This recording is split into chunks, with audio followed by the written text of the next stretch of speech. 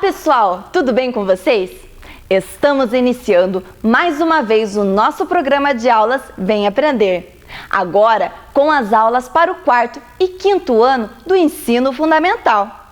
Aproveite muito as aulas e o tempo que você possui em sua casa para estudar. Quanto mais você ler e praticar os exercícios, melhor você vai se sair. Preste bastante atenção e fique preparado para quando pudermos voltar para as nossas escolas. Nossas professoras e professores estão preparando cada uma das aulas com muita dedicação, oferecendo o melhor para que você possa aprender aqui pela telinha da TV Educativa. Peça para seus familiares retirarem sempre as atividades que a sua escola está entregando.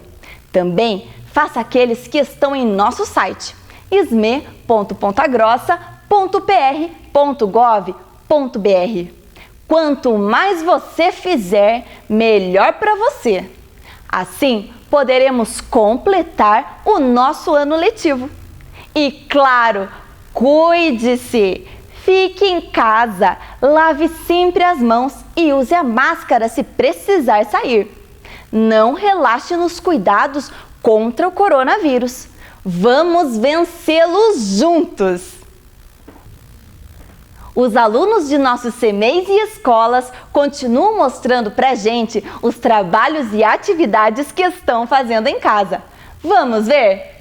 Olha só as imagens que chegaram pelo nosso número 9165-8345. 9165-8345.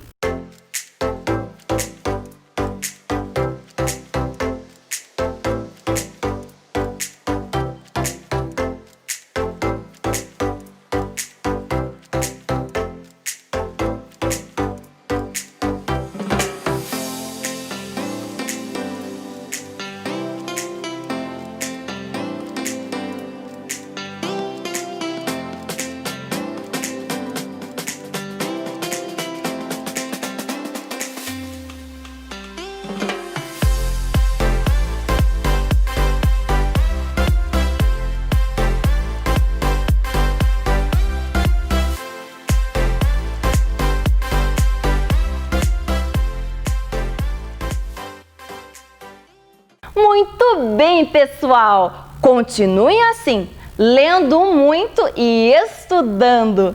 Ler e estudar é o melhor que você pode fazer para passar esse momento de pandemia.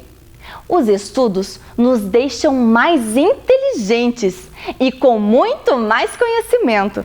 Agora, a sua sala de aula é aqui, na tela da TV Educativa de Ponta Grossa. Estão preparados? Então, vamos começar! Fique agora com as aulas do quarto e do quinto ano do ensino fundamental. Vem aí, língua portuguesa.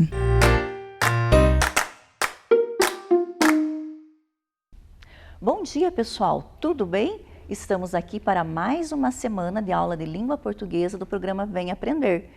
Sou a professora Lucimara, lá da Escola Heitor Ditzel. Vamos ver os nossos objetivos para o dia de hoje? Bom, antes disso, vamos pegar o material. Então, lápis, caneta, borracha, caderno. E vamos anotar a data. Hoje é dia 6 de julho de 2020. E o nome completo, né, letra maiúscula, bem bonito, bem caprichado, né, para a gente ir treinando. Porque às vezes a gente ainda vê nas avaliações, nos cadernos aí, faltando alguma letra ou até letra minúscula no nome de vocês. Bem, os objetivos então, vamos acompanhar aqui na tela. Reconhecer o gênero textual diário e suas finalidades. Produzir texto do gênero diário de forma autônoma de acordo com as suas características. Bem, então, olhando aqui na tela, a gente está vendo a Mônica, né? E ela está pensando, conversando aqui com ela mesma. Está na hora de anotar em meu diário tudo o que aconteceu comigo hoje. Mas o que é diário? Né? Um diário pessoal. Então, pelo dicionário, a gente acha algumas definições de diário. Então, diário, que se realiza ou acontece diariamente todos os dias, rotina diária. Caderno utilizado para registrar os acontecimentos de cada dia na vida de uma pessoa.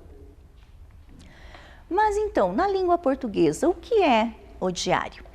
Então, o diário é um tipo de texto pessoal em que uma pessoa relata experiências, ideias, opiniões, desejos, sentimentos, acontecimentos e fatos do cotidiano. Então, no diário, a pessoa vai relatando aquilo que acontece com ela no dia a dia.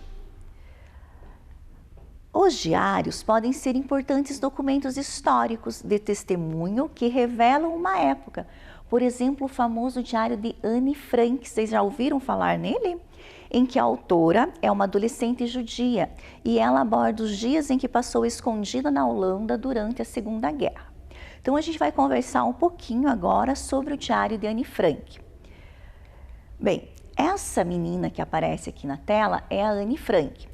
Quando ela ganhou o seu diário, ainda não estava em guerra, tá? Depois que a guerra aconteceu e ela começou também a fazer registros sobre a guerra.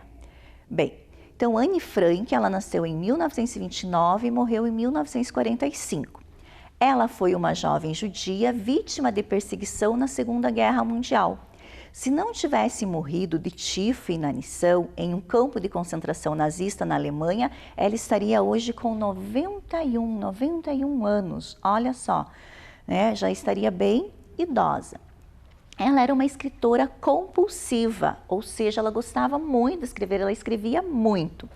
Anne usou um diário, 2 cadernos e 324 folhas avulsas de papel colorido para escrever e reescrever sua memória.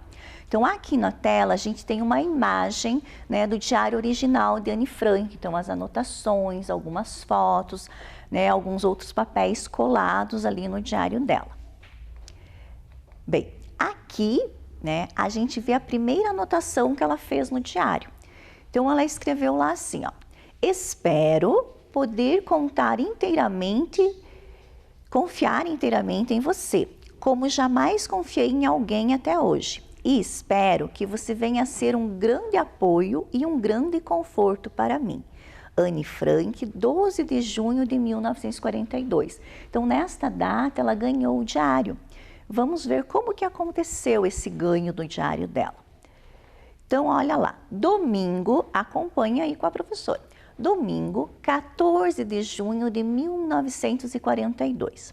Na sexta-feira, 12 de junho, acordei às 6 horas. Era dia do meu aniversário. É claro que eu não tinha permissão para levantar aquela hora e por isso tive de refrear a minha curiosidade até às 15 para as 7. Aí, então, não aguentei mais e corri até a sala de jantar, onde recebi as mais efusivas saudações de Morte, a gata. Logo depois das 7, fui dar bom dia à mamãe e ao papai e depois corri à sala de estar para desembrulhar meus presentes. O primeiro que me saudou foi você, possivelmente o melhor de todos. Agora preciso parar.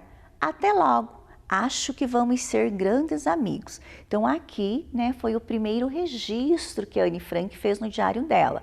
Então veja, ela ganhou o diário dia 12 de junho, onde ela fez aquela primeira anotação que a professora mostrou antes. Aqui ela já faz o primeiro relato dela no diário. Agora vamos ver mais um relato pequenininho dela aqui, ó. Sábado, 20 de junho de 1942. Quero que este diário seja minha amiga e vou chamar esta amiga de Kitty. Mas se eu começasse a escrever a Kitty assim, sem mais nem menos, ninguém entenderia nada. Então veja, o diário para ela era como uma amiga. Então ela decide chamar esse diário por um nome, ela dá um nome ao diário. Em vez de chamá-lo apenas de diário, ela chama de Kitty.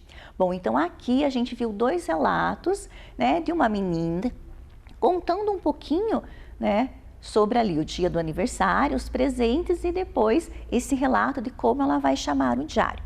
Agora, a gente vai ver um relato de já quando ela está escondida. de quando ela já está vivendo, né, o momento da guerra. Então, querida Kitty, vão lendo na tela com a professora. Ó. Cada dia uma notícia nova. Esta manhã foi preso o nosso verdureiro por abrigar em casa 2 judeus. Foi para nós um golpe duro, não só por sabermos que aqueles pobres judeus estão agora à beira do abismo, mas pelo próprio homem. A prisão desse homem representa grande perda para nós. A única solução é comer menos. Vou lhe contar o que faremos, e é claro que não será coisa agradável. Mamãe diz que cortaremos de uma vez a refeição da manhã, comendo pão e mingau à hora do almoço e batatas fritas ao jantar. Se for possível, 1 ou 2 vezes por semana teremos legumes ou alface e mais nada. Passaremos fome, mas qualquer coisa é preferível a sermos descobertos. Então vejam, naquele primeiro relato do diário de Anne, o que a gente vê? Vê uma menina contando, né, um fato comum, né, os seus presentes de aniversário. Aqui a gente vê um relato já mais histórico, né, como que nós hoje conhecemos esse relato, porque o diário de Anne passou a ser, né, algo histórico. Então ela tinha esse desejo, quando a professora leu lá antes, né, que ela... Quantos cadernos ela usou, que ela usou o diário, que ela usou 300 e tantas folhas para estar fazendo, né, todo esse relato, porque ela tinha ouvido, né, pelo rádio que durante a guerra, né, após o fim da guerra, quem escrevesse diário, eles iam estar coletando essas informações. Então, por isso ela reescreveu o diário dela, ela como que passou a limpo o diário dela, porque ela tinha essa esperança. Porém, ela não viu, né, isso acontecer, porque ela acabou, né, falecendo antes, ficou doente. Mas o pai dela, que sobreviveu a tudo isso, né, fez com que o diário dela chegasse até nós. Então, o diário dela, né, era um diário pessoal que se transformou aí em um documento histórico. Eu também trouxe para conhecimento de vocês o diário de uma outra menina que também viveu uma situação semelhante com a Anne Frank, que é o diário de Zlata, tá? Então, a vida de uma menina na guerra. Zlata Filipovic nasceu em 1980, morava em Sarajevo, capital da Bósnia e Herzegovina. Pouco antes dos 11 anos, em 1991, ela começou a escrever o seu diário, que chamou de Mimi. Então veja, assim como Anne Frank, ela também deu um nome para o diário dela, Mimi. Porém, meses depois, em 1992, a guerra eclodiu, então iniciou a guerra, né? Ela deixou de escrever coisas do cotidiano para registrar o que ocorre em uma guerra: medo, raiva, terror, violência. Então, também, né, a professora trouxe para vocês alguns relatos do diário de Zlata, tá? Então, eu trouxe relatos da vida comum dela antes da guerra e também um relato de um momento da guerra, tá? Vamos acompanhar, então? Aqui a professora também, como lá no Dani Frank, a professora, né, conseguiu uma imagem do diário original dela, aqui também é uma imagem do diário de Zlata. Tá? Então ali, né, uma flor coladinha, escrito ali, né, algumas anotações. Então olha lá, sexta-feira, 27 de setembro de 1991. Voltei da escola um pouco cansada, uma semana difícil. Amanhã é sábado e vou poder dormir o quanto quiser. Viva o sábado! Amanhã à noite, em compensação, tenho um compromisso. É que amanhã é o aniversário da Ivana Varunek. Recebi o convite hoje. Para saber como foi, continua no próximo número. Então, ela escreve como se fosse, né, um próximo episódio. Então, ela retorna a escrever no diário no domingo, 29 de setembro de 1991. São 11 horas. O aniversário da Ivana, na verdade, é hoje, mas ela festejou ontem. Foi demais. Comemos pequenos croissants, batatas, chips, sanduíches e o mais importante, o bolo.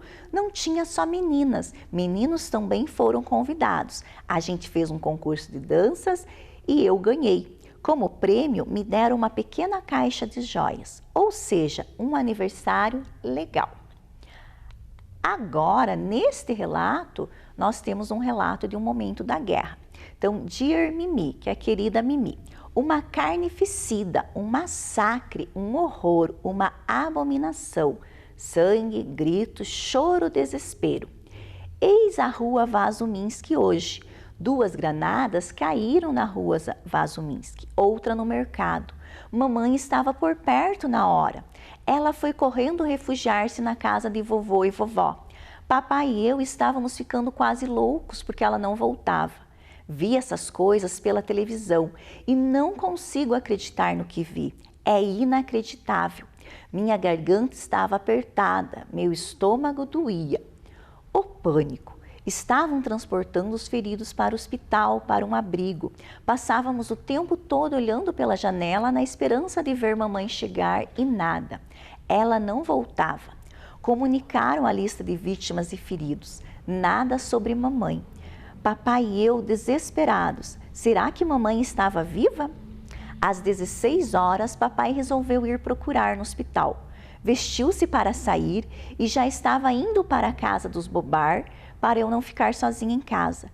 Olhei uma última vez pela janela e vi mamãe atravessar a ponte correndo. Depois que ela chegou ao apartamento, começou a tremer e caiu no choro. Atrás das lágrimas, disse que tinha visto gente despedaçada. Aí todos os vizinhos chegaram, de tanto que haviam ficado preocupados com ela. Obrigado, meu Deus, mamãe já está conosco. Obrigado, meu Deus. Um dia pavoroso, impossível de esquecer. Que horror, suas latas. Então veja, né? Esse relato é um relato que até dá assim, né, um ruim, uma dor no nosso coração, né? Da gente imaginar que uma menina ali por volta dos seus 11 anos, né, viveu tudo isso. E não só ela, né? A gente sabe que nessas guerras, né, nessas confusões que tem por aí, né, às vezes por ganância, né, por outros motivos, tem, né, crianças envolvidas, adolescentes envolvidos. E através desses diários, desses relatos, se conhece um pouquinho mais do que essas pessoas passaram, do que elas pensaram, do que elas imaginaram, do que elas sofreram.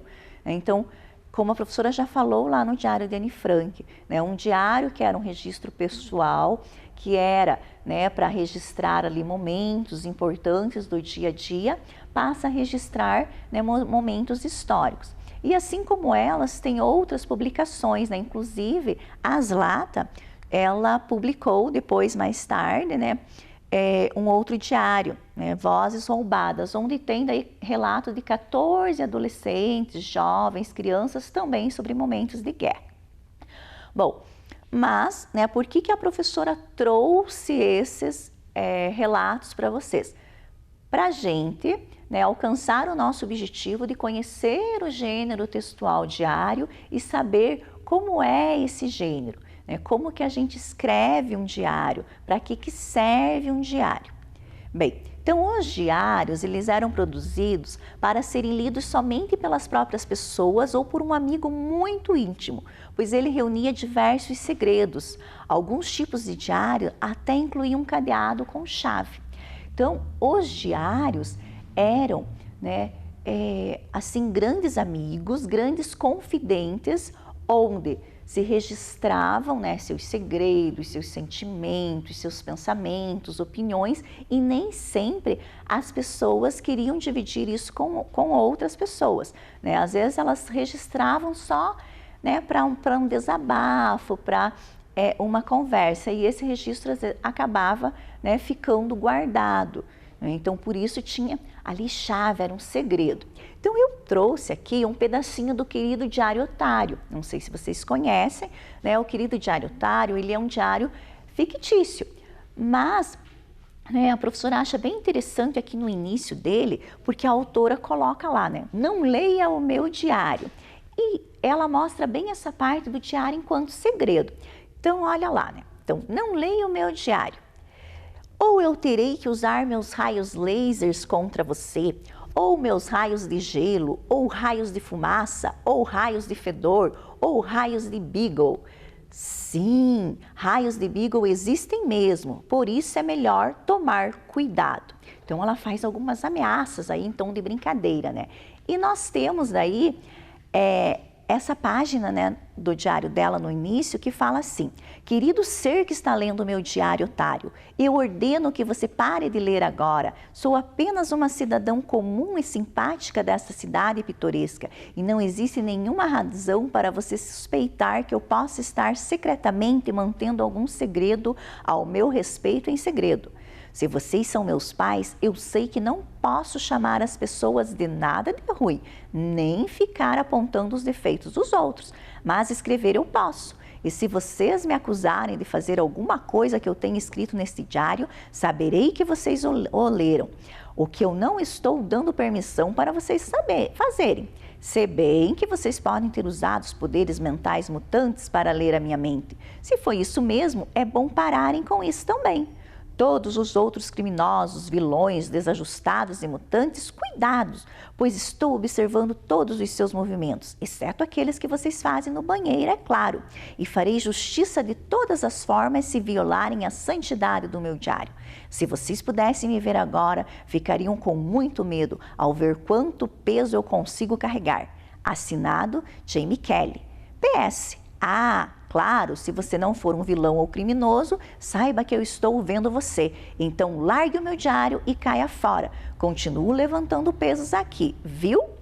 Então olha, né, aqui, né, é claro, é um diário fictício, mas a gente consegue ver essa preocupação do diário, né, enquanto segredo, enquanto um caderno onde a pessoa anota, né, os seus sentimentos. E como eu falei, nem sempre quer que outras pessoas saibam. É claro que hoje, né, a gente tem os meios sociais, aí as pessoas divulgam bastante como que estão se sentindo, o que aconteceu com elas, se estão tristes, se estão alegres, mas, né, ainda existem pessoas que gostam de escrever no diário como uma forma de desabafo e uma forma de guardar alguns acontecimentos e alguns sentimentos que acontecem, né, com ela. Bom, quais as características do texto diário? Então, como é um texto diário? O que tem em um diário? Eu acho que vocês já perceberam algumas coisinhas que vão aparecendo aí nos diários que a gente viu. Bem, para isso a professora trouxe aqui um pedacinho do diário da Julieta, né, do Ziraldo. Então, a Julieta, amiga, né, do menino maluquinho. Então, olha lá, 8 de fevereiro, querido diário, este foi um dos piores dias da minha vida. A mamãe me levou ao médico porque eu estava espirrando muito. Sabe o que ele mandou eu fazer? Jogar fora todos os meus bichinhos de pelúcia. Não sei se estou preparada, já é ruim estar doente. Será que ainda por cima tenho que perder meus fofuchos? Tem que ter uma saída. Querido diário, me dê uma luz. Fofuchos, amo demais. Então aqui a gente tem uma página aí do Diário de Julieta, né, e a gente vai estar agora observando partes desse relato dela para a gente ver essas características do diário, tá? Então vamos ver lá. Bom, então, né, o diário ele tem que ter relatos pessoais. Então é um relato da sua vida. Então, querido diário, este foi um dos piores dias da minha vida. Então, ela está relatando, né, o dia dela, como foi o dia dela, tá? Então, um dos piores dias da minha vida. Escrito em primeira pessoa. Então, a mamãe me levou, né, ao médico porque eu estava espirrando. Sabe o que ele mandou eu fazer? Então, é o relato dela, escrito em primeira pessoa, que é o eu. O registro acontece em ordem cronológica, ou seja, vai aparecendo o tempo. Então, 8 de fevereiro, 24 de maio, 10 de outubro.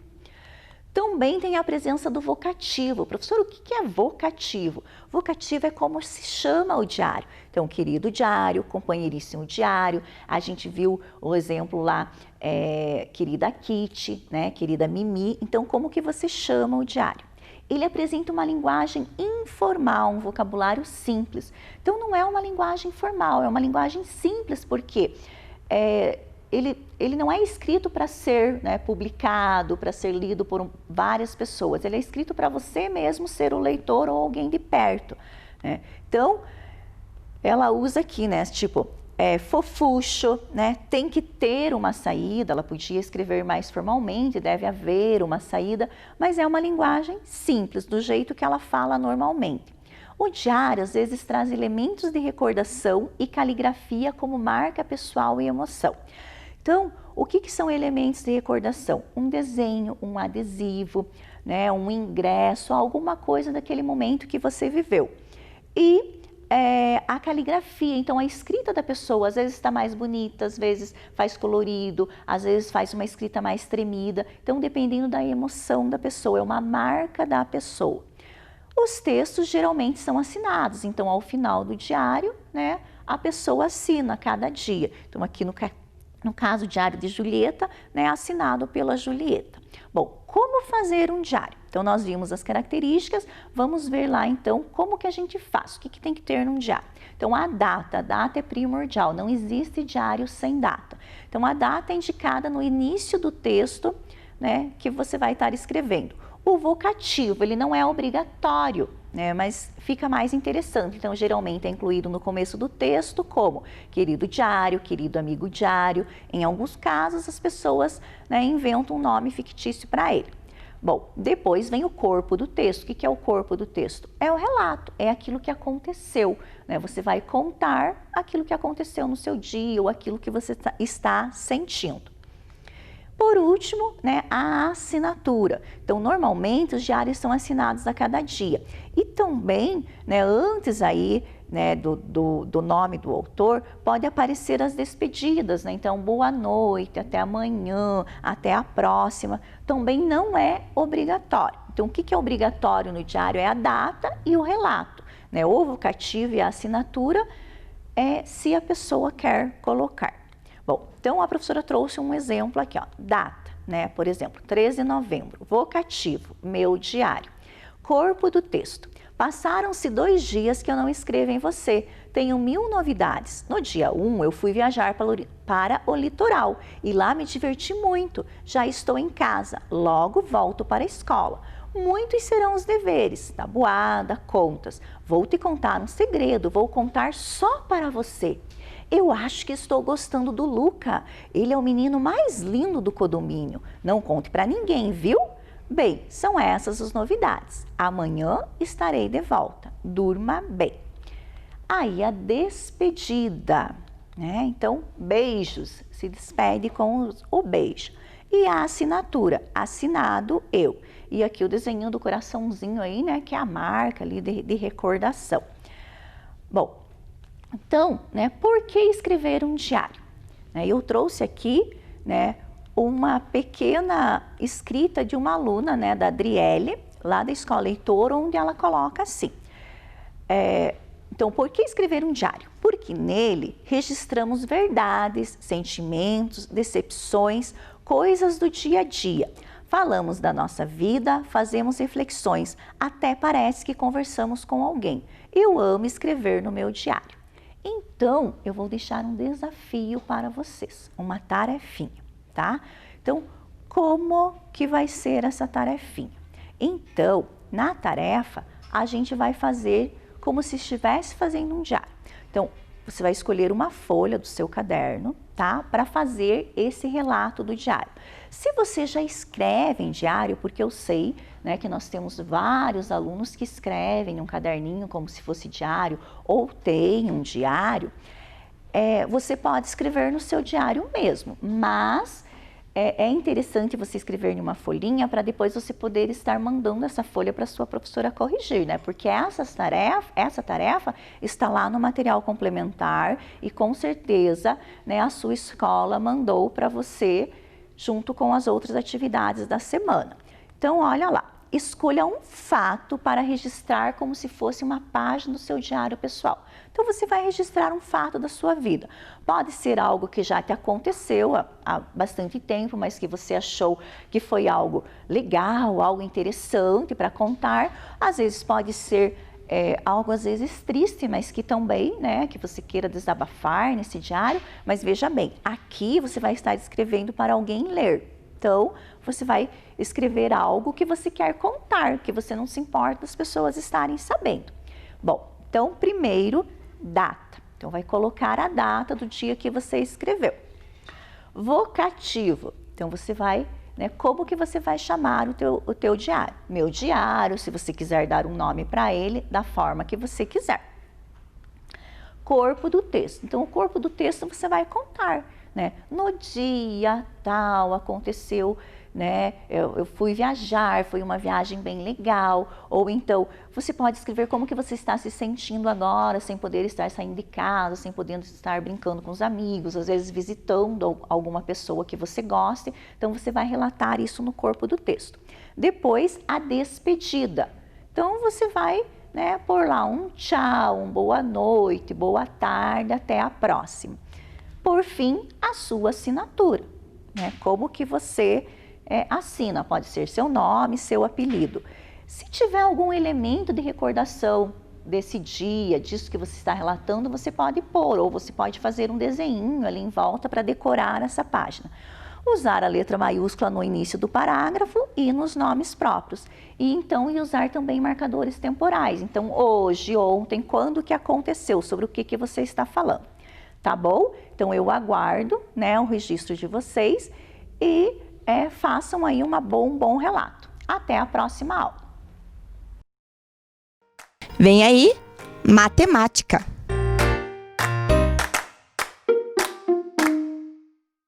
Olá, crianças! Tudo bem com vocês? Bem-vindos a mais uma aula de matemática aqui com a professora Anali. E vamos corrigir a nossa tarefa? Vamos lá! Então, a tarefa que eu deixei para vocês era para resolver esse problema, né, da distância dos dois corredores ali e perguntar a pergunta era quem estava mais perto do final da prova, né? Comparando, então, as duas frações, o 4/6 do primeiro corredor e o 3/5 do segundo, nós observamos, então, que quem está mais perto do fim é o primeiro corredor, né? Porque ele tem 4/6 e 4/6 é maior que 3/5, né? Então, a resposta está ali, ó. Observando as frações, podemos dizer que quem está mais perto do fim da prova é o primeiro corredor, porque 4/6 é uma fração maior do que 3/5 e, portanto, está mais próxima de chegar ao inteiro. Agora vamos ver a segunda. Então, a segunda parte da tarefa era para colocar em ordem crescente aquelas frações que vocês tinham. Então, aí está a ordem crescente. 2/6, a menor fração, depois 2/4, depois 3/5, depois 6/9 e, por último, 5/7, tá? Então, a ordem crescente das frações é essa que está aparecendo aí para vocês. Quem acertou, muito bem. Quem não acertou, apaga e arruma. Beleza? Muito bem. Então, aí está corrigida a nossa tarefa. E hoje nós vamos começar a nossa aula com uns números que talvez vocês ainda não estejam muito familiarizados com eles.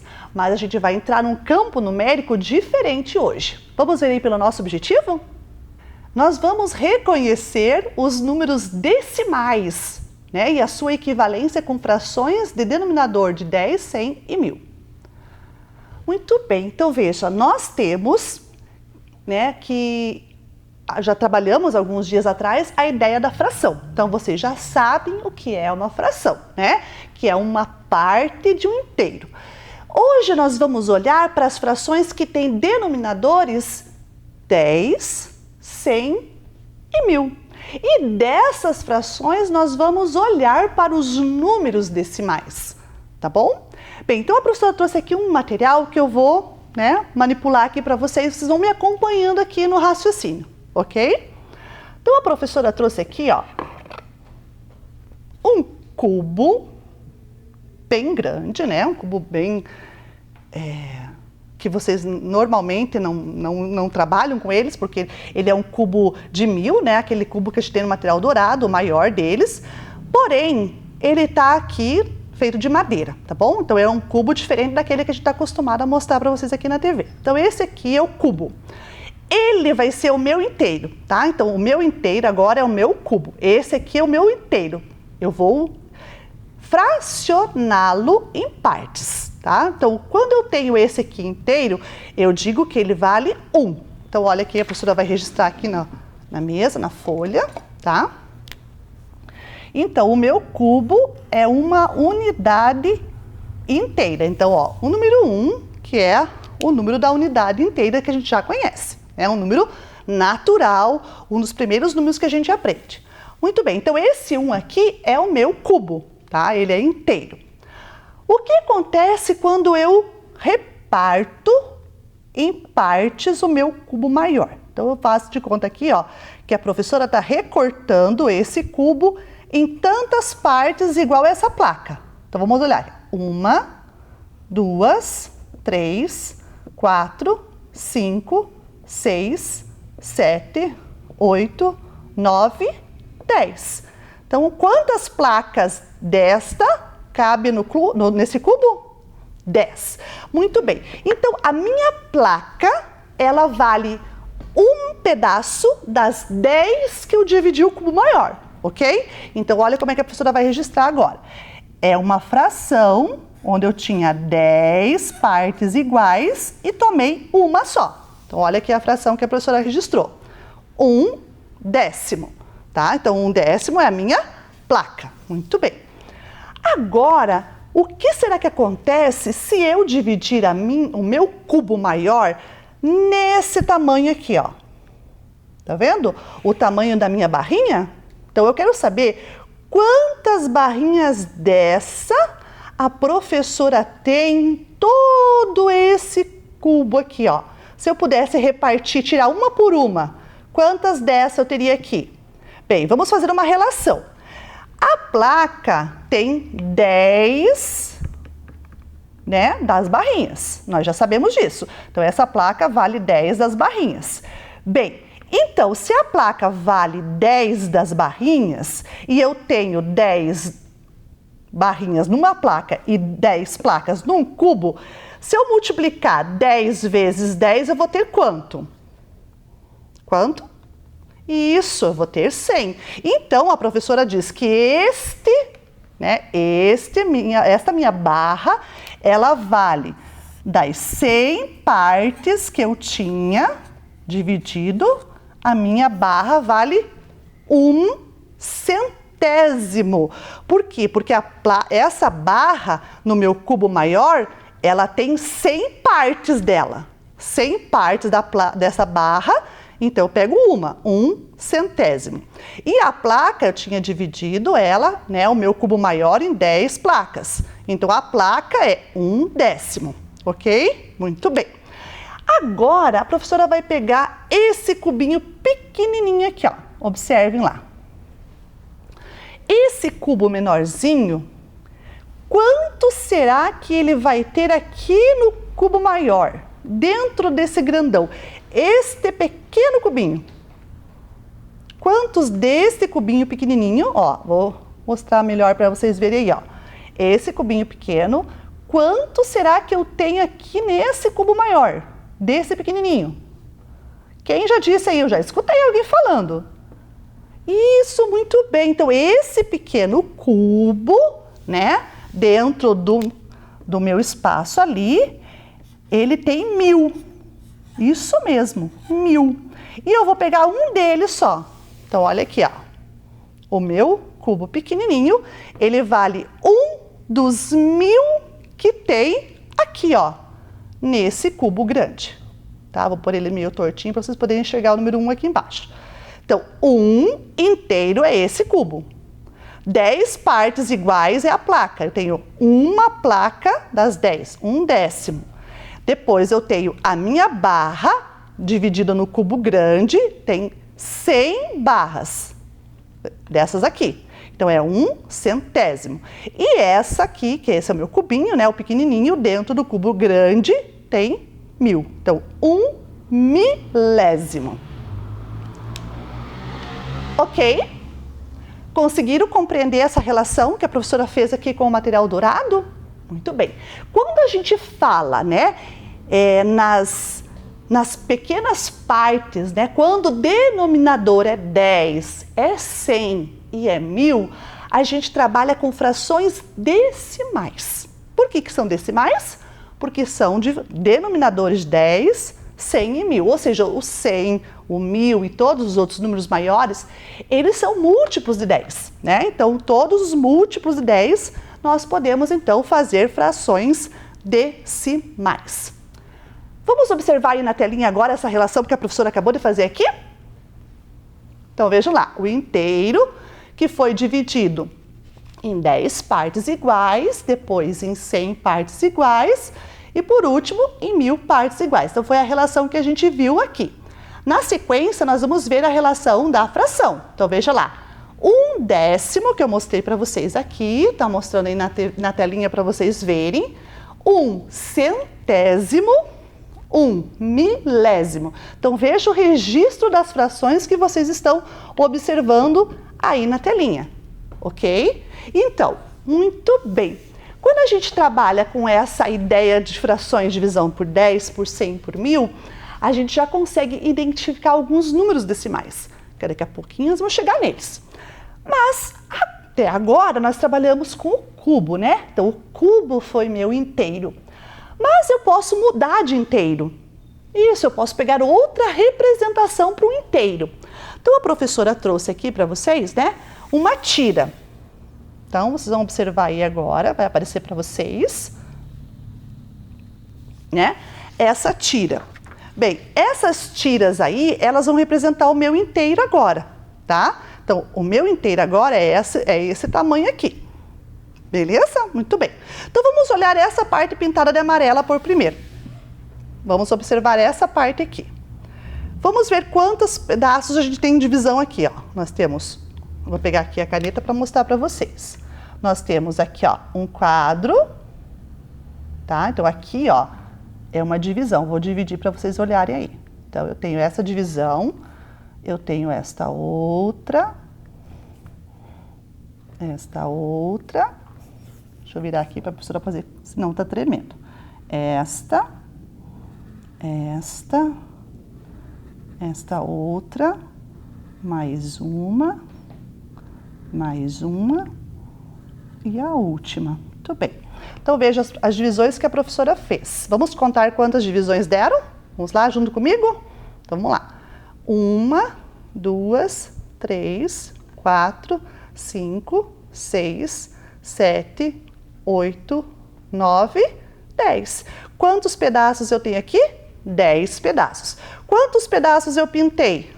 Eu pintei 4. Então, qual é o registro da fração que a professora acabou de fazer aqui? Então, vamos lá, a professora vai mostrar para vocês. Eu tinha 10 e eu peguei apenas 4. Então, olha o registro que ficou lá, tá? Então, essa minha fração aqui é 4/10, porque eu pintei 4 das 10 partes que eu tinha.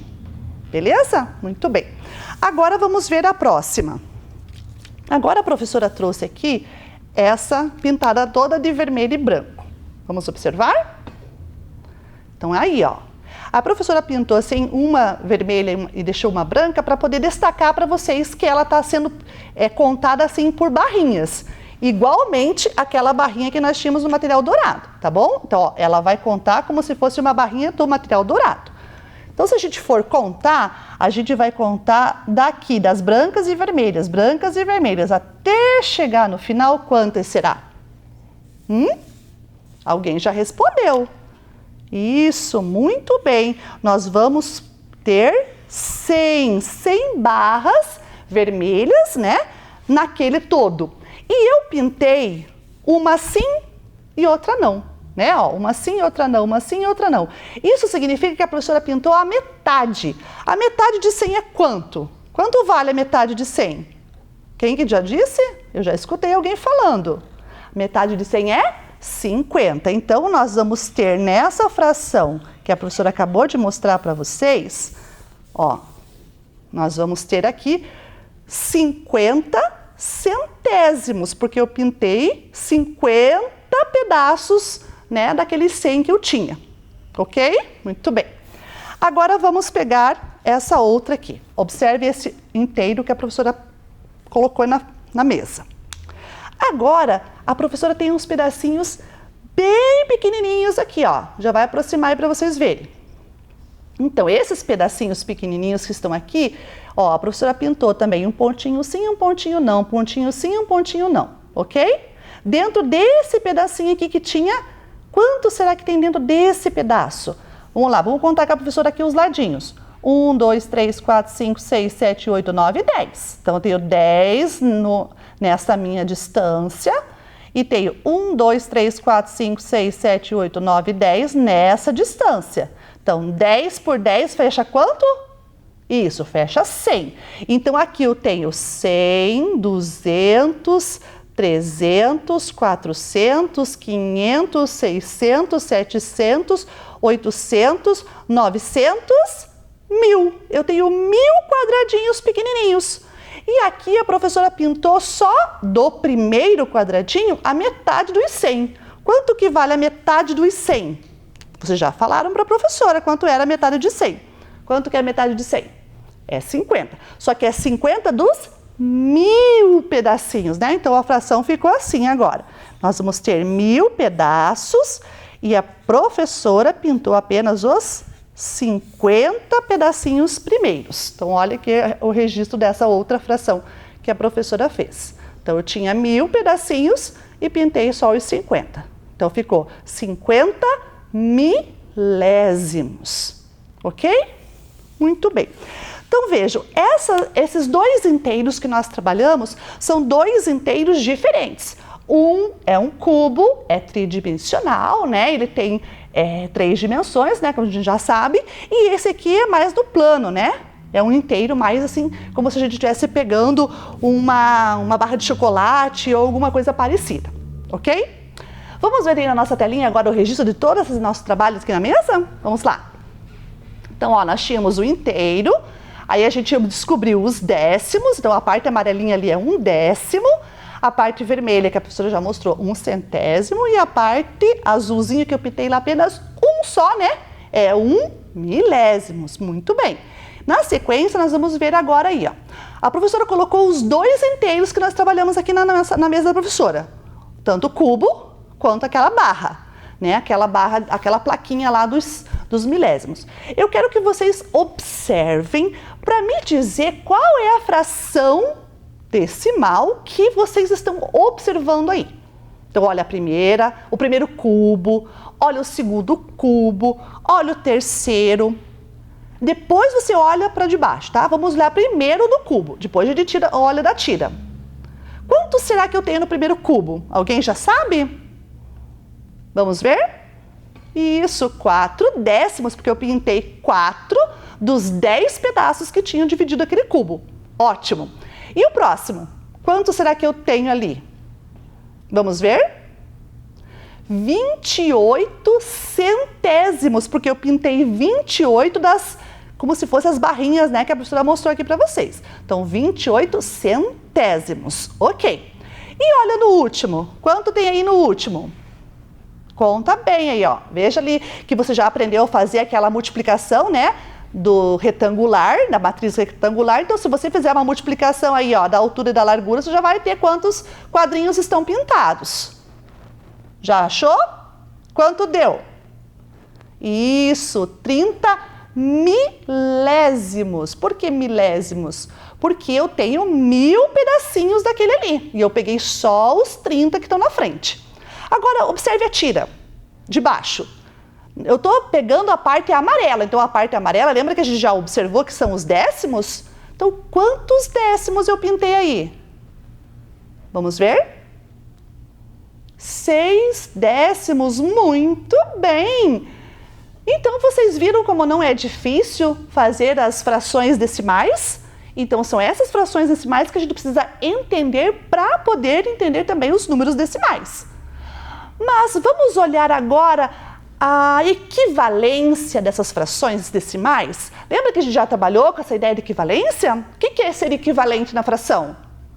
Isso significa ser a mesma quantidade, né? Ser equivalente uma quantidade a outra, uma quantidade fracionária. Lembram lá que a professora já trabalhou com qual que é a fração equivalente ao meio? Que pode ser o 2/4, pode ser o 3/6, lembram? Então, aqui nós vamos usar essa ideia para comparar as frações decimais. Vamos observar aí na nossa telinha. Então, tá aí, ó. Nós temos 3 frações decimais. E a gente vai observar a equivalência delas. Vamos ver ali a primeira fração. 6 décimos. Vamos pintar 6 décimos. Então tá pintadinho aí, 6 décimos. Vamos olhar a segunda agora, 60 centésimos. Isso, eu pintei 60 daquelas barrinhas que nós tínhamos já visto aqui na mesa com a professora. E a última, que é 600 milésimos. Olha, então são todos aqueles pontinhos azuis pintadinhos. Então observe aí, ó, 6 décimos, 60 centésimo, 600 milésimos. O que você está observando nas 3 frações? Isso, a equivalência dela, porque a gente já acabou de ver, né? Que todas essas frações são equivalentes, elas estão indicando a mesma quantidade, ok? Entendido isso? Muito bem. Então agora a gente vai observar aí mais uma atividade e a gente vai trabalhar com essa ideia da equivalência nessa atividade, tá bom? Então, vamos lá. Vai aparecer para vocês. Então a professora tem uma parte pintada da tira. Lembra que a professora pintou amarelo, que são os décimos, pintou em vermelho, que são os milésimos, e pintou em azul, desculpe, os vermelhos, que são os centésimos, e azul, que são os milésimos. Beleza? Muito bem. Quantos décimos, que é o amarelo que a professora pintou? Conta lá. 1, 2, 3, 4, 5, 6. Isso mesmo, 6. 6 décimos. Quantos vermelhos? Consegue enxergar aí? 1, 2, 3 partes vermelhas. Então, 3 partes são 3 centésimos, que aquela parte vermelha é centésimos. E os milésimos, quantos?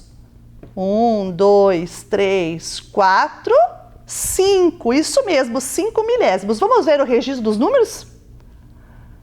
Então, tá aparecendo para vocês aí, ó, 6 décimos, que é a parte amarela, que a professora vai somar com os 3 centésimos, que é o vermelho, e mais os 5 milésimos, que é o azul. Essas três frações juntas vão formar um número só. Só que ali elas estão com denominadores diferentes, né? Eu tenho o denominador 10, 100 e 1000.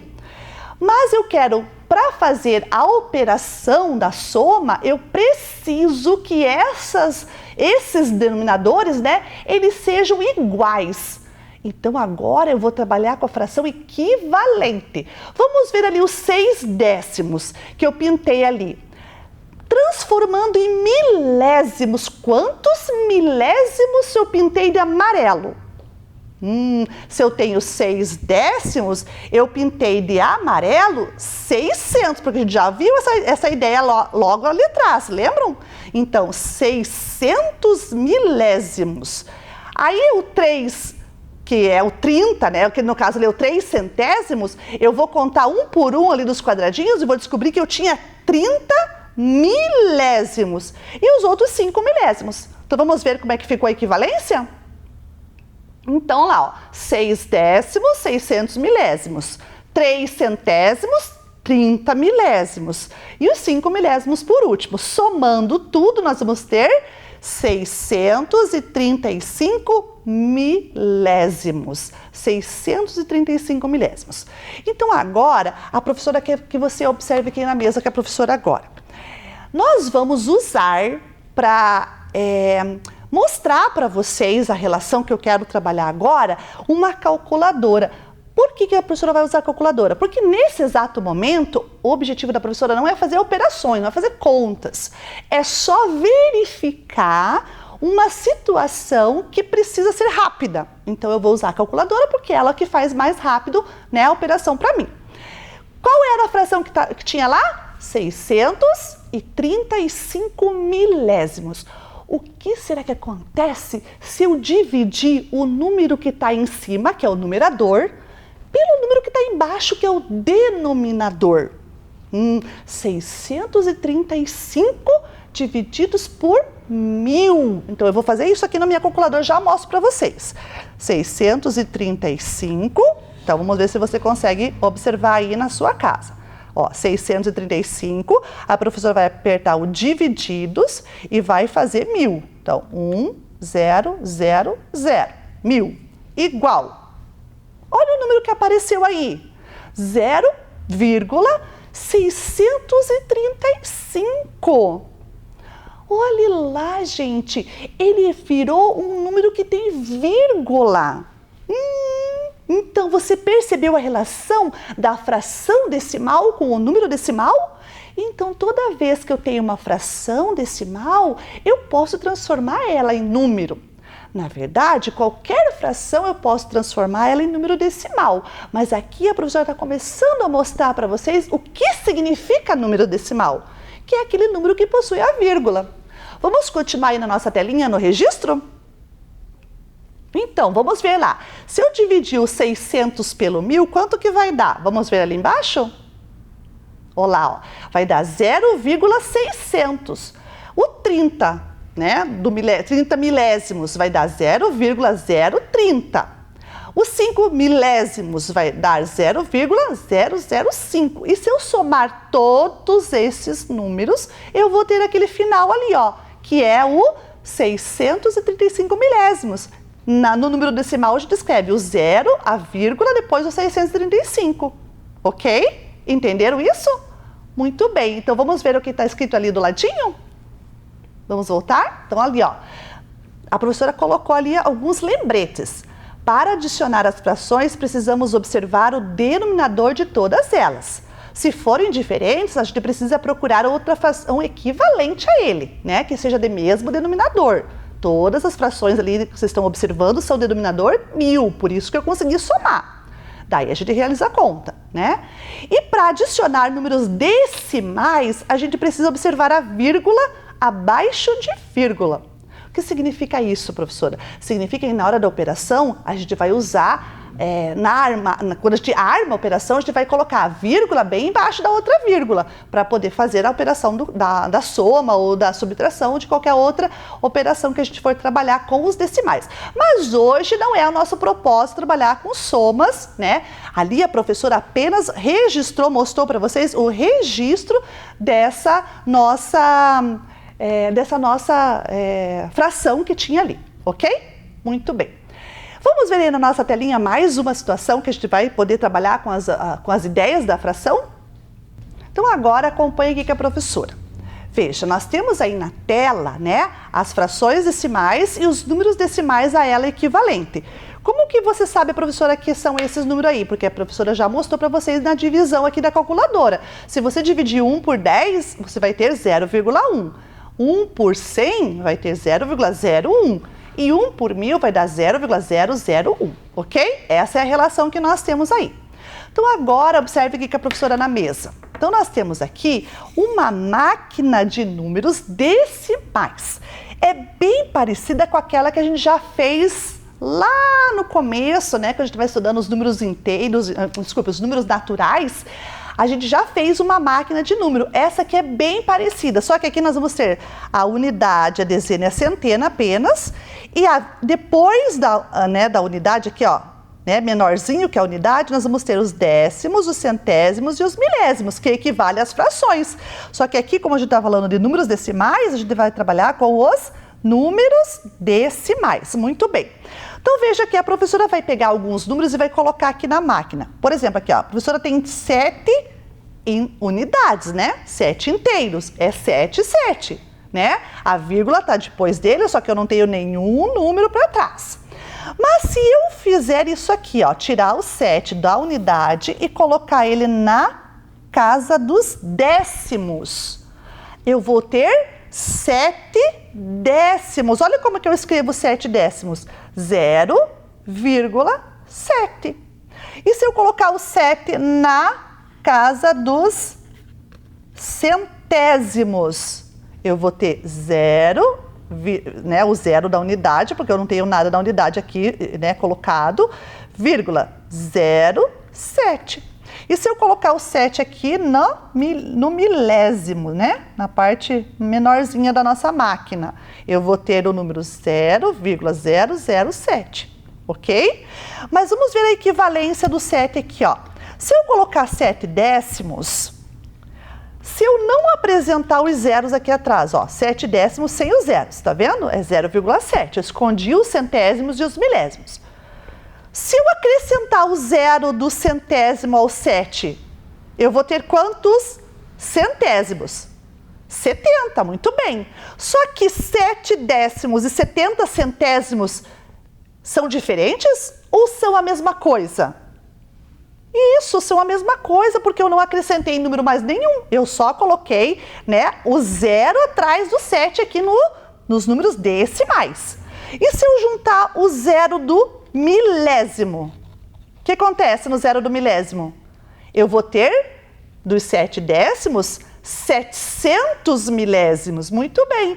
Só que mudou o valor do 7, assim, ele não é mais 7 décimos, ele deixou de ser 7 décimos sendo 700 milésimos? Não, né? Ele não deixou de ser, porque ele está na casa dos décimos. Então, essa é uma relação equivalente. Ou seja, quando eu tenho 0,7 ou 0,70 ou 0,700, eu tenho a mesma coisa registrada, tá bom? Ok? Compreenderam isso? Muito bem.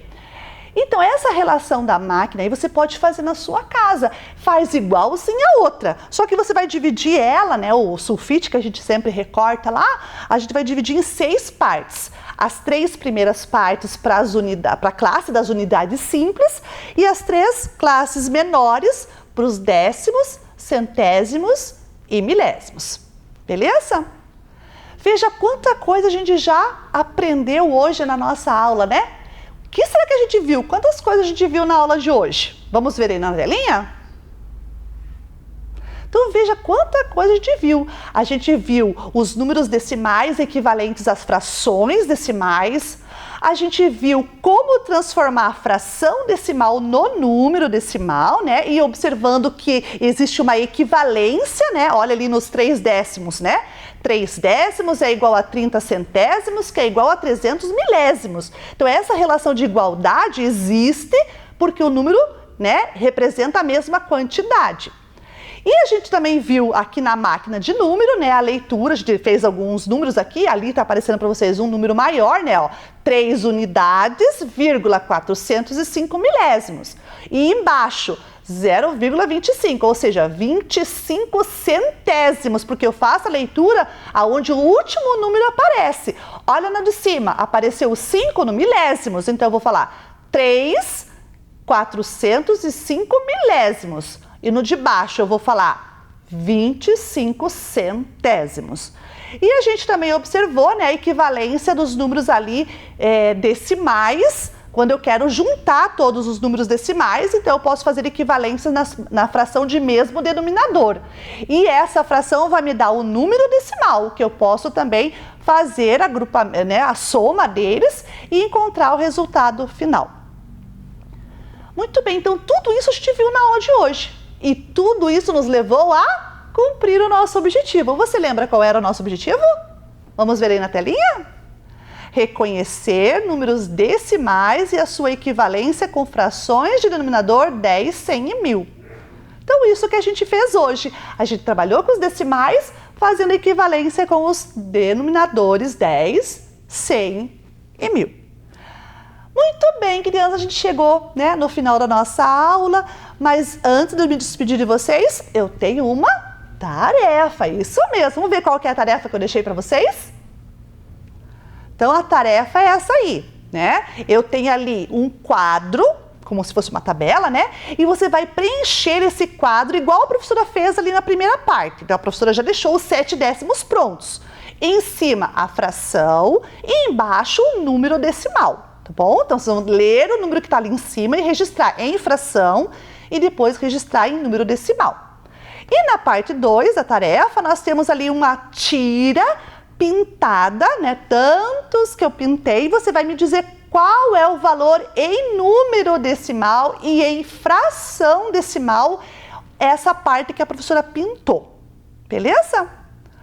Muito bem, então essa é a nossa tarefa. E ela tá, ó, bem jóia para você fazer e acertar. Tenho certeza disso. Ok, meus amores? A gente fica por aqui, a nossa aula acabou, mas eu vou ficar esperando vocês aqui para a nossa próxima aula, ok? Então, ó, um beijinho e até lá! Olá, amiguinhos de casa, tudo bem? Eu sou a Liz. E eu sou a Pati. Bem-vindos ao nosso quadro Baú de Memórias. Nós vamos contar para vocês várias histórias muito inspiradoras sobre a relação entre as crianças e seus avós, bisavós e outras pessoas da nossa família que vieram antes de nós. E você, que é aluno do 4º ou do 5º ano, vai participar de um concurso. Sim! Assista às contações de histórias do Baú de Histórias até o final. Depois, você vai escrever um texto do seu jeito, contando uma memória, uma lembrança ou uma situação vivida por você, seu avô, sua avó ou bisa e biso. Pode ainda nos contar uma história que eles viveram. Liga para eles, conversa com os familiares e coloca essas memórias no papel. Você deverá escrever esse texto na folha em que a escola estará entregando aos seus pais ou responsáveis e devolver na escola até o dia 17 de julho, sexta-feira. As professoras irão selecionar um texto para representar a sua escola. E vários textos vão fazer parte de um livro digital com a sua participação. E aí, amiguinhos, vamos lá! Conte para nós a sua história. Quem sabe a gente não conta ela aqui também? Baú de Memórias!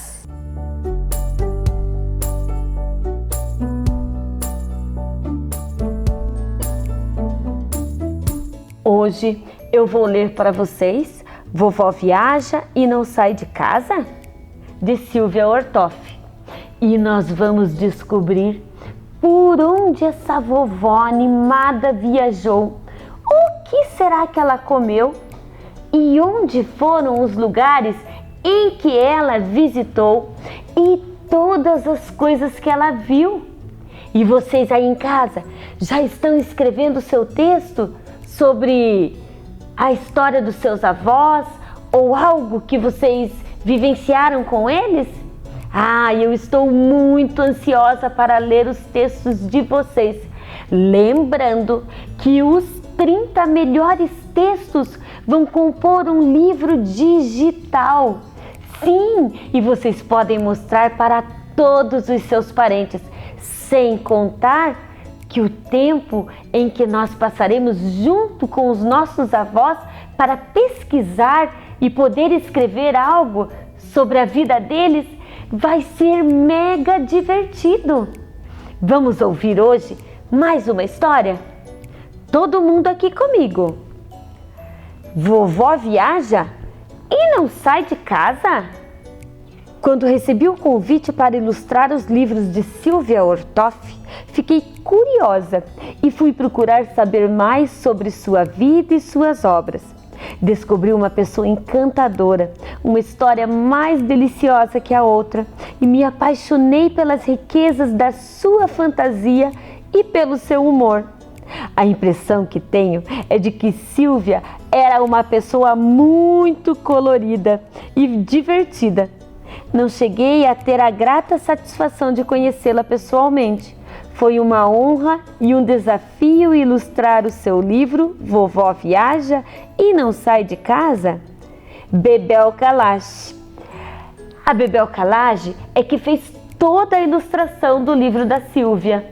E ela escreveu esse pequeno texto para mostrar o quanto estava feliz e honrada em participar do livro da Silvia Ortoff.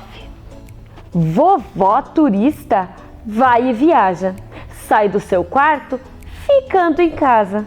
Vovó turista de brincadeira, dando risada ensaboada, viaja em casa lá na banheira.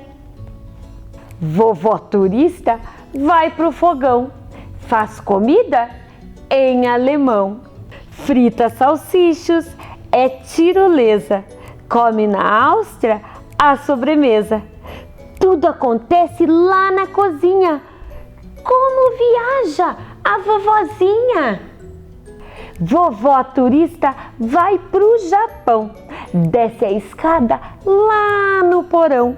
Vai com seu gato, que é siamês, mia com ele em japonês.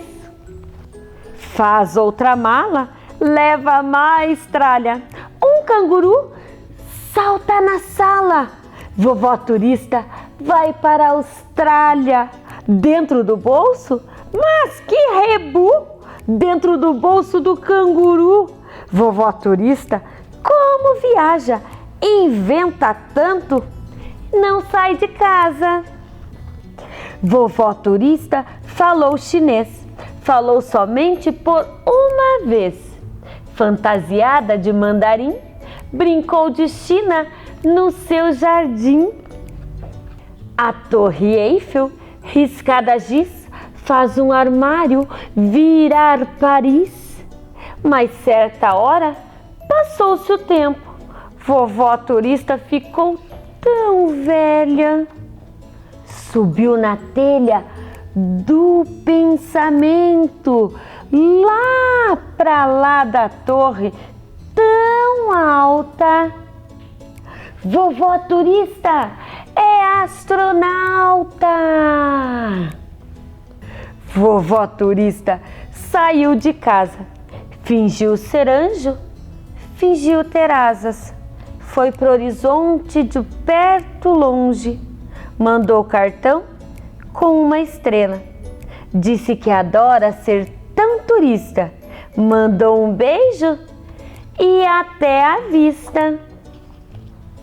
Silvia Ortoff e Bebel Galache. E pirilim pim pim, essa história chegou ao fim. Então, como é que nós estamos observando e convivendo com os nossos avós? Quem aí tem em casa vovô, vovó? Quem consegue ouvir as histórias dos avós? E aquelas histórias que eles contam mais de uma vez? Ai, que delícia! Estar com o vovô, com a vovó, é estar com a nossa história. Vocês sabiam que nós fazemos parte da história dos nossos avós? E que eles fazem parte da nossa história? E que sem eles nós não teríamos a nossa história? Todos os avós, de todos os tipos. Nós temos aqueles avós que adoram fazer atividade física. Nós temos aqueles avós que adoram dançar. Nós temos os avós que fazem crochê e tricô. Nós temos os avós que quando nós chegamos na casa deles, nós temos um banquete enorme. E quando falta alguma coisa na mesa, o vovô ou a vovó já dão um jeitinho de completar. Mas tudo isso, tudo que eles fazem para nós, isso não é nada. Sabem por quê? Porque o que mais importa é ganhar bem forte aquele abraço bem gostoso e sentir o cheirinho deles e sentir o toque deles aqui na nossa pele. Por isso é tão importante tirarmos um tempinho no nosso dia para sentar, conversar com o vovô e com a vovó. E nesse tempinho vocês podem escrever. E escrevendo, estarão participando do concurso que selecionará 30 textos que contam a história, que vivenciam do vovô e da vovó.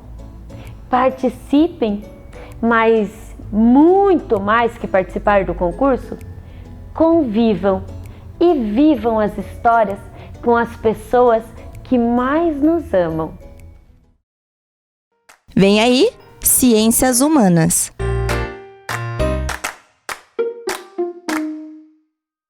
Olá, alunos do 4º e 5º ano, eu sou a professora Andresa, trabalho na Escola Ruth. Preparados para mais uma aula de Ciências Humanas? Espero que estejam. Então, hoje o tema da nossa aula é Cabral chega onde hoje é o Brasil. Que Cabral será que a professora Andresa está falando? Como assim? Quem que chegou aqui? Vão pensando, enquanto a professora vai mostrando o objetivo da nossa aula. Então, o objetivo da nossa aula é identificar as transformações ocorridas nos processos de deslocamento das pessoas e mercadorias, analisando as formas de adaptação ou marginalização. Difícil, mas no decorrer da aula vocês já vão entender do objetivo nosso.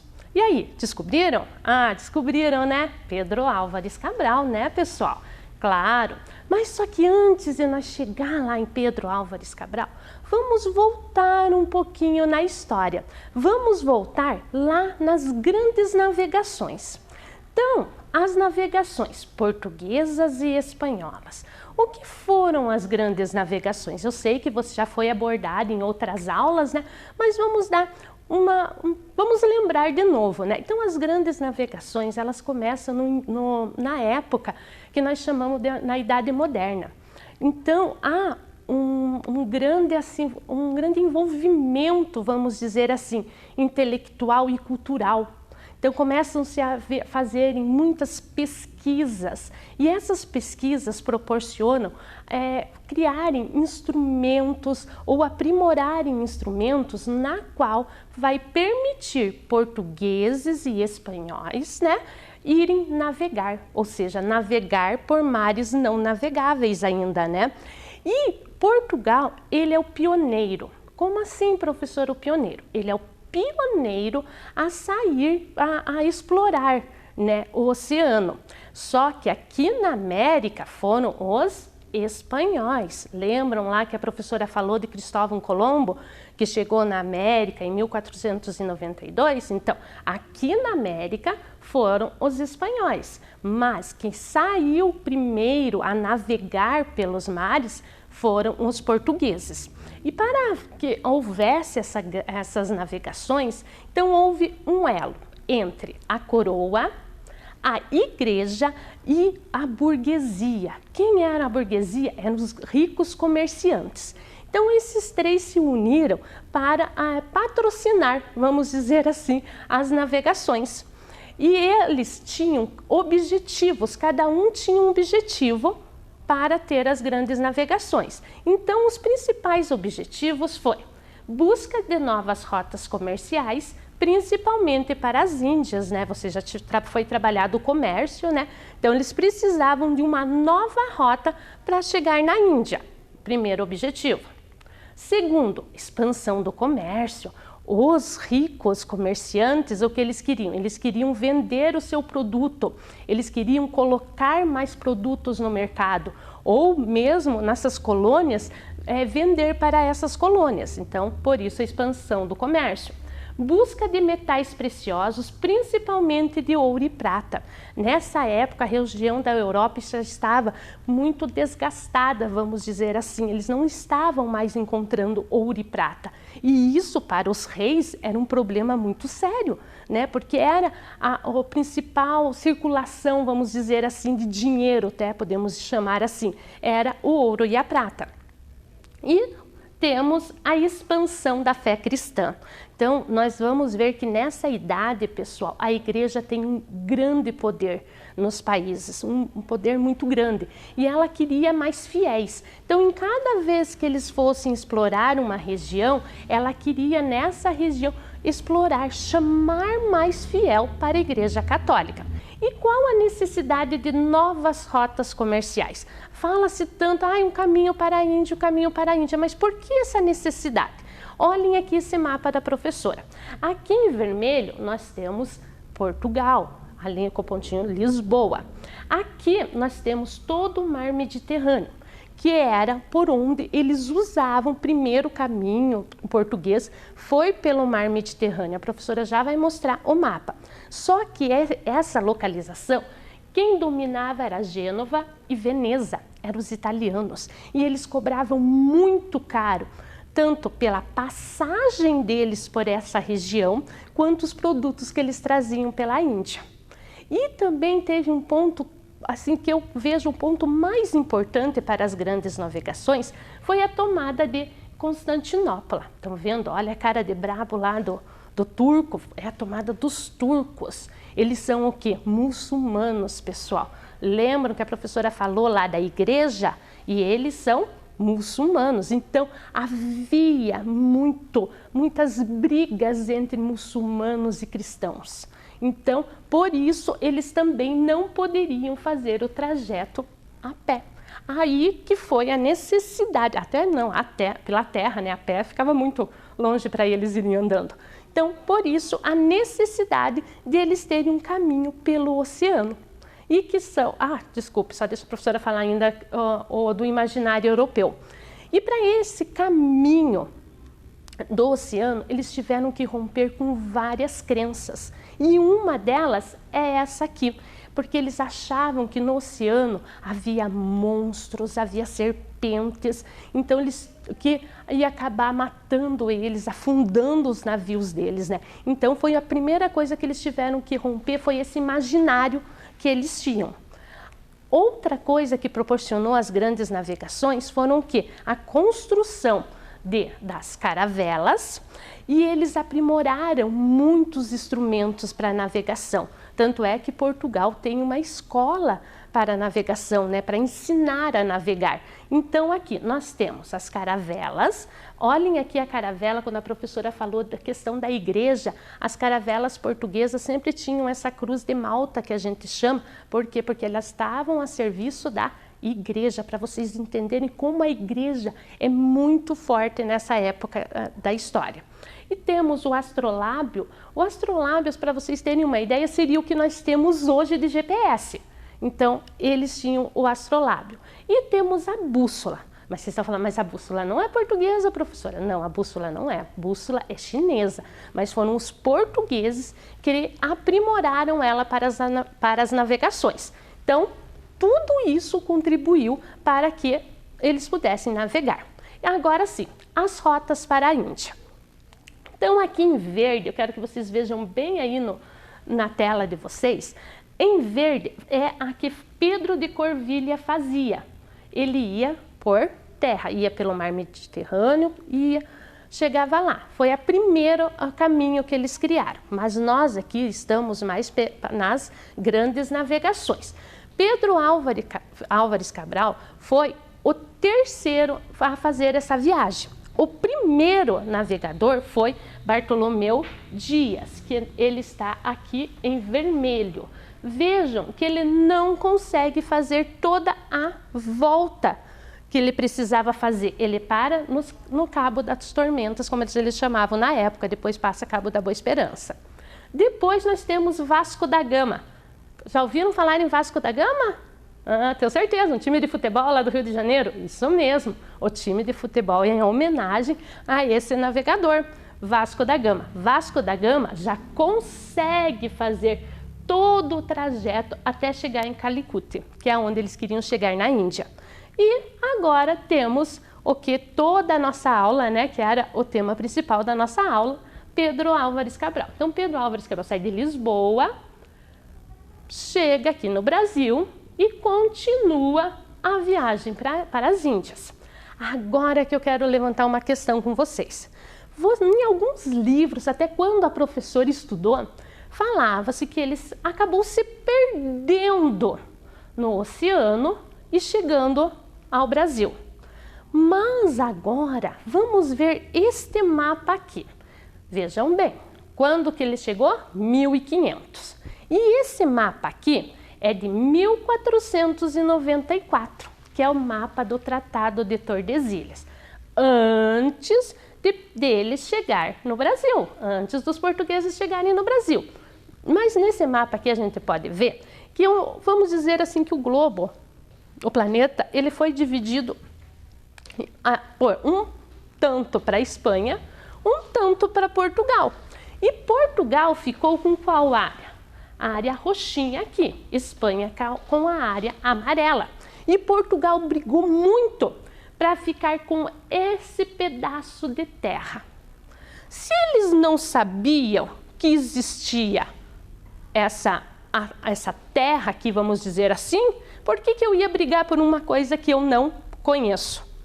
Né? Então aí a gente já vê que eles sabiam sim da existência dessas terras. Então o que Pedro Álvares Cabral veio fazer aqui? Veio tomar posse da terra para o Reino de Portugal. Não um descuido, sim, eles já sabiam. Ele veio aqui com o intuito de tomar posse para o reino. Então, quem foi? Quem foi Pedro Álvares Cabral? Vejam ele aqui na frente, né? Bonitão, ele tá, né? Ali bem jeitosão. Então, ele era português. Ele era de uma família rica, estudou em boas escolas, né? E essa é a primeira viagem no qual ele vai ser o capitão. E ele sai quando? No dia 9 de março de 1500, que ele sai da onde? De Portugal, com 13 embarcações, tendo em torno de 1.200 a 1.500 homens, no qual eram 13 navios, vamos dizer, sendo 10 nau. E a gente nunca lembra de falar da nau, né, pessoal? A gente sempre fala da caravela. E olha a diferença da nau para a caravela. A gente comenta sempre na caravela, por quê? Porque a caravela ela era mais ágil. Então ela foi, bem dizer, quase que a primeira que avistou aqui as terras aqui, onde mais tarde seriam chamadas de Brasil, né? Então ele saiu assim, com 10 nau e 3 caravelas. Só que no meio da viagem acabou afundando uma nau. Então eles ficaram em 12 só embarcações. Agora a professora vai propor para vocês uma atividade. Peguem aí o caderno de vocês e nesse caderno escrevam aí a aula, o dia de hoje com a professora Andresa e olhem essa cena. Essa cena aqui, ela é das caravelas. Agora vocês vão fazer de conta que vocês são os indígenas, porque a professora Andresa já trabalhou indígena com você e vocês estão vendo essa imagem. O que vocês acham que os indígenas pensaram quando viram esta imagem?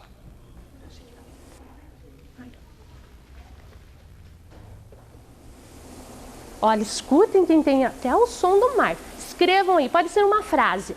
Ah, eu pensei o quê? O que vocês acham que o indígena pensou? Vejam lá.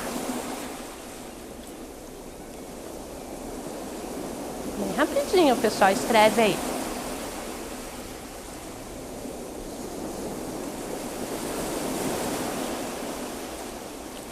Pronto? Deu? Então vamos lá. Então a professora vai falar, já vai parar o sonzinho do mar aí. A professora vai falar o que ela acha que os portugueses pensaram, ou os portugueses não, os indígenas pensaram quando viram chegando essas embarcações que eles não sabiam que eram embarcações. Eu vejo como nós olhando para o céu e de repente chegando as naves extraterrestres aqui na Terra. Eu acho que foi a mesma impressão que os indígenas tiveram. Não, a língua não tinham como se comunicar. As roupas dos portugueses perto dos indígenas, né, pessoal? Nós sabemos que o nosso indígena do Brasil, ele andava nu. Então, o que vocês acham que eles pensaram? Então, escrevam aí que as professoras vão estar olhando depois para vocês. Então, terra vista. No dia 22 de abril de 1500, eles avistam um monte. Então, assim, foi uma viagem muito difícil que eles tiveram até chegar aqui no Brasil, né? E estava próximo à Páscoa. Então, esse monte lá na Bahia recebe o nome de Monte Pascoal. Mas eles não desembarcaram no Brasil no dia 22 de abril. Não, eles já era assim tardezinha. Então, eles foram atrás de um lugar mais seguro, um porto seguro, para eles ficarem com a embarcação deles, né? E eles só foram descer, mas aí na praia já tinha índios olhando todo o movimento. Mas eles só foram descer no dia 23 de abril. No dia 23 de abril foi o primeiro contato com o homem branco com os portugueses. E vocês acham que esse contato foi um contato violento? Não foi. Eles foram até muito pacíficos, muito amigos, assim, tratando muito bem o indígena, porque eles também não sabiam como eles eram, né? Tanto é que foi convidado os indígenas, foram até as embarcações, passaram uma noite lá os indígenas, conhecendo. Claro, gente, foi um choque de cultura. É a mesma coisa você assistir um filme em inglês, você sem saber falar. Nós ainda já temos um pouco mais desenvolvido o nosso intelectual, que pelos gestos mais ou menos a gente consegue. Mas eles ali, não, né? Então foi um choque de cultura. Pedro Álvares Cabral não desceu ainda aqui nas nossas terras, que mais tarde seriam Brasil. Ele só foi descer no domingo de Páscoa, na primeira missa. Olhem que imagem linda, pessoal. Portugueses e indígenas juntos. E isso acho que também foi um grande erro dos índios ter ido nessa missa, mas eles não foram lá em devoção a Jesus Cristo, vamos dizer assim, porque vocês sabem que os índios, os deuses deles são o quê? Os elementos da natureza. Eles foram por curiosidade, mas isso aguçou nos portugueses que eles queriam ser catequizados, eles queriam ser levados a essa religião, né? Queriam ser eles como se eles fossem uma folha branca e eles não soubessem nada. Então aí que mais tarde vêm os jesuítas para catequizar os índios, né? Que nas outras aulas vocês vão estar tendo. Então vejam como lindo. E quem rezou a missa foi o padre Henrique de Coimbra. Foi levantada uma cruz, tudo certinho. Agora nós vamos falar um pouquinho da carta de Pero Vaz de Caminha. Então Pero Vaz de Caminha, ele era o escrivão, né? Do navio, e tudo que estava acontecendo ele ia escrevendo. E nós falamos que língua? Português, né? Então se vocês falam português, já estão no 4º, 5º ano, vocês vão conseguir ler essa carta aqui, né? Vejam aí na televisão. Conseguem? Tá fácil, né? Vocês não falam português? Não, né, pessoal? Porque o nosso português é o português do Brasil. E nessa época aqui, aquele português de Portugal ainda um pouco arcaico, então fica muito difícil. A professora não vai ler tudo aqui, só vai dar um resuminho, porque senão o tempo não vai dar. Nessa carta aqui, ele conta a passagem nossa da missa, que o capitão desceu, dos índios que foram assistir à missa no domingo de Páscoa. Então, mais ou menos é isso. E essa carta aqui, ela está no museu lá em Coimbra, em Portugal, que todos os historiadores tratam ela como se nós fosse a nossa certidão de nascimento, porque ela é muito rica em detalhes sobre a nossa terra. Tanto é que agora a professora trouxe um videozinho para vocês estarem assistindo. Seguimos nosso caminho por esse mar de longo, até que terça-feira das 8º de Páscoa, que foram 21 dias de abril, topamos alguns sinais de terra. O capitão pôs o nome de A Terra de Vera Cruz. E dali avistamos homens que andavam pela praia, uns 7 ou 8. A feição deles era serem tanto avermelhados, de bons rostos e narizes bem feitos. Seus corpos são tão formosos que não pode ser mais. Eles não lavram nem criam. Nem há aqui boi ou vaca, cabra, ovelha ou galinha, ou qualquer outro animal que esteja acostumado a viver do homem. Enquanto ali andavam, dançaram e bailaram, sempre com os nossos, ao som de um tamboril nosso, como se fossem mais amigos nossos do que nós, seus. Até agora, não podemos saber se é ouro ou prata, ou outra coisa de metal ou ferro. Águas são muitas, infinitas, e desta maneira dou aqui a vossa alteza conto do que nessa vossa terra vi. Deste porto seguro, da vossa ilha de Vera Cruz, hoje, sexta-feira, 1º dia de maio de 1500. Viram, pessoal? Eu gostei muito desse vídeo. Por quê? Porque ele é o passado, através da descrição de Pero Vaz de Caminha, com as imagens nossas do presente. E vocês viram como a leitura da carta retrata essas paisagens? Então, presente e passado junto num vídeo muito legal. Agora eu quero fazer vamos dizer assim, um desafio. Vocês sabem me dizer o nome que o Brasil já teve enquanto colônia? Sim ou não? Não? Olha que mapa lindo, né, pessoal? Muito joia, né? Então vamos lá. Primeiro foi Pindorama, terra das palmeiras, né? Do indígena. Depois, Ilha de Vera Cruz. Daí eles viram que não era uma ilha. Daí eles colocaram o nome de Terra de Santa Cruz. E Brasil. Por que Brasil? Devido ao pau-brasil, né, que já foi trabalhado com vocês através do comércio. E quando for o Brasil colônia, vai ser tratado bastante sobre o pau-brasil. E hoje, como que é o nome do nosso país? Brasil? República Federativa do Brasil, pessoal. Não esqueçam, certo? E depois que eles ficaram, né, tomaram posse aqui no Brasil, tudo certinho, eles tinham que ir, qual era o destino da viagem deles? Para as Índias. Então, eles mandam uma embarcação voltar para Portugal com a carta de Pero Vaz de Caminha, né, contando a novidade para o rei. E aqui no Brasil, eles deixam três, vamos dizer assim, fora da lei, que ficaram aqui de castigo, vamos dizer assim, e alguns marinheiros que quiseram ficar aqui no Brasil. E continuam a sua viagem para rumo à Índia, no dia 13 de maio de 1500. Eles vão rumo à Índia. Viagem essa, pessoal, muito difícil. Aconteceram muitos acidentes, muitos homens acabaram morrendo.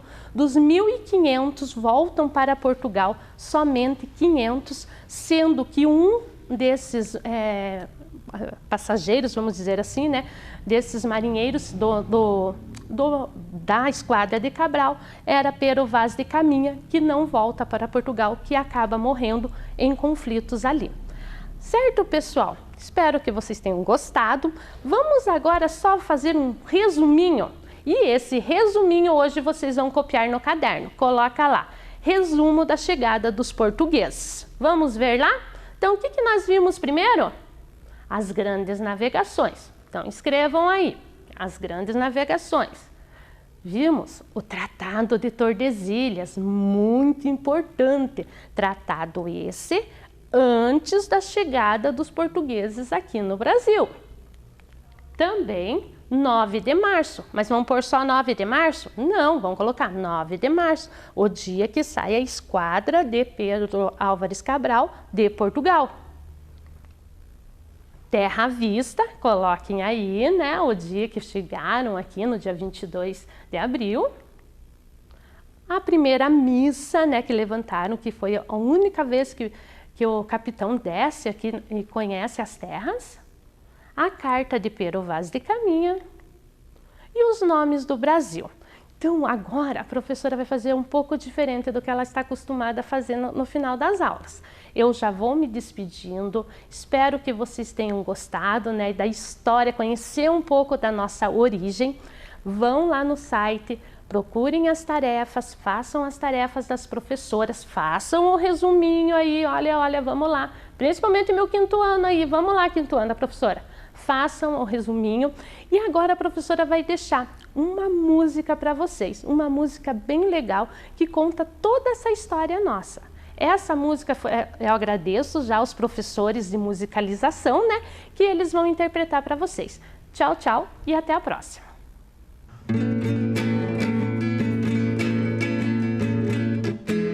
Vou navegar e viajar pra história brasileira. No horizonte então luzia essa estrela que nos guia, as 7 ilhas, paraíso de riquezas.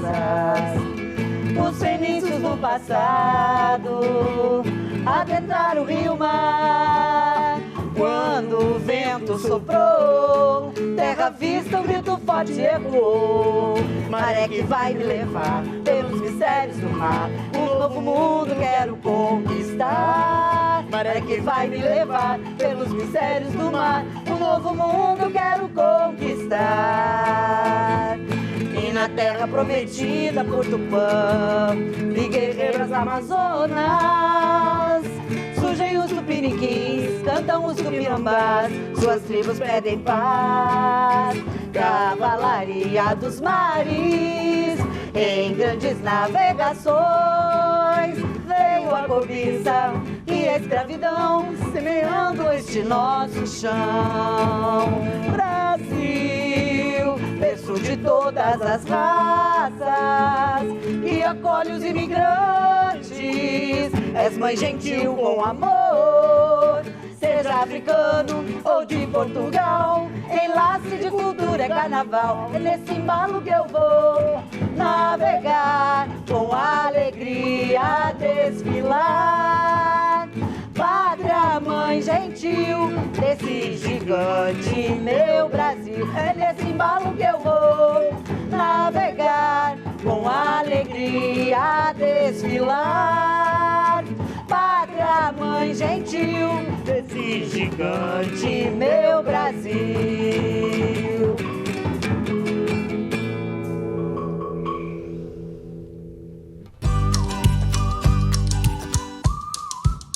Chegamos ao final de mais um programa de aulas Vem Aprender. Agora, pegue as atividades enviadas pela sua escola e estude.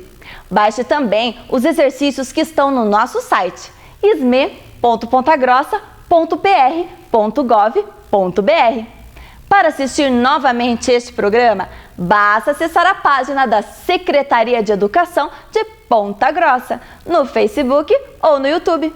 Pratique as experiências, os exercícios de matemática, escreva e leia muito, muito mesmo.